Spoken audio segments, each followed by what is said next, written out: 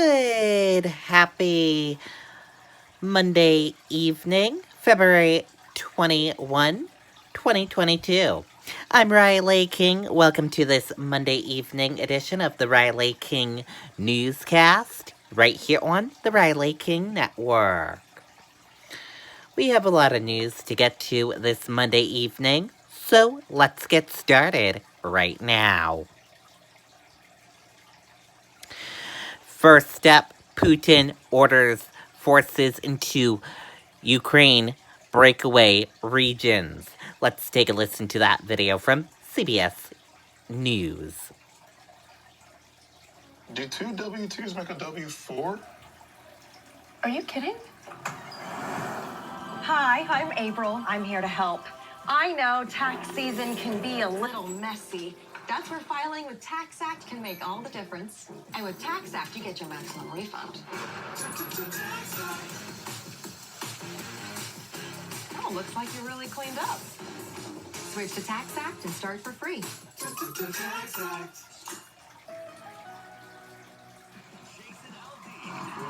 Rock and Roll Cowboy Tour 2022, presented by Wolf Moon Bourbon with Gabby Barrett and John Morgan.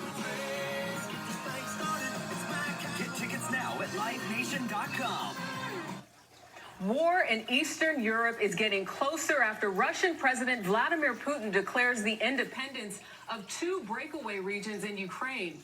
After the announcement, Putin ordered a, quote, peacekeeping operation to begin in the two regions. That would mean the deployment of Russian troops and weapons into those areas. And tonight, we want to show you these unconfirmed pictures that appear to show Russian forces being bussed into eastern Ukraine.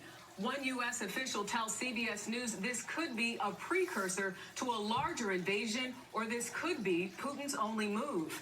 In an hour-long speech, Putin demanded that Ukraine immediately end its military operations in the east of the country or face responsibility for possible bloodshed. The White House says President Biden is imposing financial sanctions in response. NATO, the United Nations, the European Union, and the United Kingdom all condemned Putin's decision. We have full coverage of the story from inside Ukraine, but first, we want to go to CBS's Weijia Jiang at the White House. Good evening, Weijia. Good evening to you, Jerika. Tonight, President Biden is also condemning those latest moves by Vladimir Putin and vowing to respond with additional, even more severe economic penalties. But the White House is still scrambling to find a way to stop Putin from launching a full-scale attack, which appears to be more likely by the hour. Tonight, new signs that a military invasion could be imminent. Russian President Vladimir Putin's decision to recognize the independence of two separatist regions in eastern Ukraine and his order to have the Russian military conduct so-called peacekeeping operations there is raising fears that this is the first wave of a larger attack. The White House responded by saying President Biden will impose sanctions on anyone doing business in those two republics, while European allies slammed Putin's move as a violation of international law and said they too would respond with sanctions. In a late-night address, Putin delivered a lengthy rejection of Ukraine's sovereignty, slammed NATO's refusal to ban the country from ever joining, and called out the U.S. for having missile capabilities near Russia. That's like having a knife against our throat. With the crisis escalating, President Biden huddled with his national security team today and had emergency calls with Ukrainian President Zelensky, plus the leaders of Germany and France. A possible Biden-Putin summit proposed by Emmanuel Macron and tentatively agreed to by the White House looks to be in jeopardy. Putin, who oversaw nuclear military drills this weekend, has up to 190,000 troops on Ukraine's border, with nearly half of them in a position to attack. U.S. intelligence indicates that the Russian president has already ordered commanders to move into Ukraine. It could happen any day. Today could be that day. The Biden administration has pointed to ongoing false flag operations staged by the Russians to frame Ukraine as another sign of escalation. National Security Advisor Jake Sullivan acknowledged the chances of a diplomatic resolution are diminishing. What we have done is indicate to the world that this is not something Russia's been provoked into. This is a brutal war of choice that Russia will be perpetrating on its neighbor. Tonight, the White House is also issuing dire warnings that the Russians have formed a hit list of political dissidents and activists in Ukraine that they will kill or detain, and that Americans who are in Moscow could be targeted if a military invasion unfolds. Jarika? Okay, and there you go on that video and that report.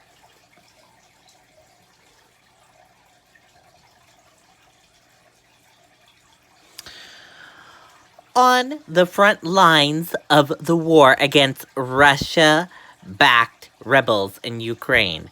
Let's take a listen to that video from CBS News.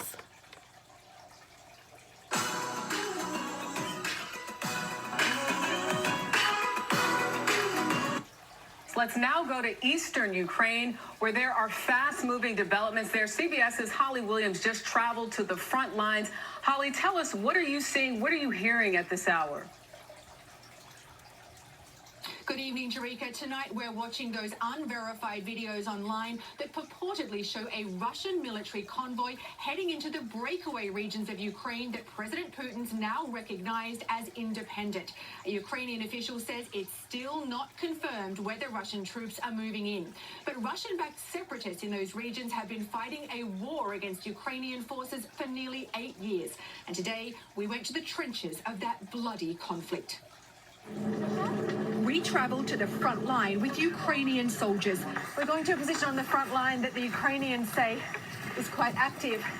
They say that it's recently been targeted with artillery by the Russian-backed separatists. Ukraine says the separatists are trying to provoke them and targeting civilian areas, including the village of Novonativka, where they seem shell-shocked. We're on the brink of nervous breakdown, said Ekaterina Evseva. The Ukrainian soldiers told us they have orders only to fire back in self-defense. They say this artillery hit was a close call just 2 days ago. Private Valery Kashkarov told us he was a businessman before he signed up. We are not afraid. We are on our own land and we are ready to protect it.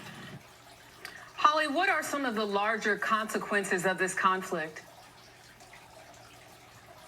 Well, Jarika, the U.S. has been stressing from the very start that this is not simply a regional dispute between neighbors. It's about the rights of a sovereign country. It's about protecting Ukraine's young democracy. And it's about stopping President Vladimir Putin from doing what he's done before, which is invading Russia's neighbors and taking chunks of their territory. Authoritarian-minded regimes around the world will be watching to see what happens next. Jarika. All right, Holly Force in eastern Ukraine. Thank you.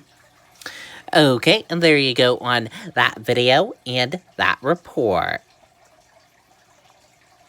And we are going to switch gears now, and let's take a look at the weather across the United States for this Monday evening. In Boston, 31 degrees. New York City, 39 degrees. Washington, D.C., 46 degrees. Atlanta, 51 degrees. Jacksonville, Florida, 58 degrees. Tampa Bay, Florida, 62 degrees. And Miami, Florida, 71 degrees. Dallas, Texas, 65 degrees. Phoenix, 52 degrees. Los Angeles, 50 degrees. And San Francisco, 43 degrees. And Las Vegas, 42 degrees. That is a look at the weather across the United States for this Monday evening. And here is a check how the markets closed this evening.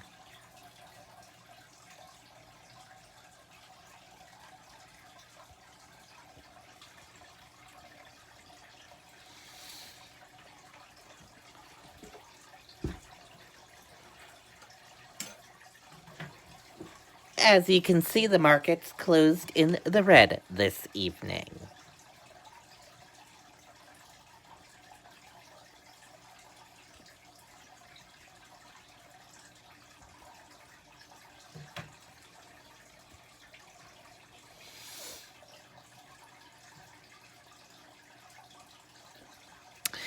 Dow futures drop more than 400 points as tensions between Russia and Ukraine brew.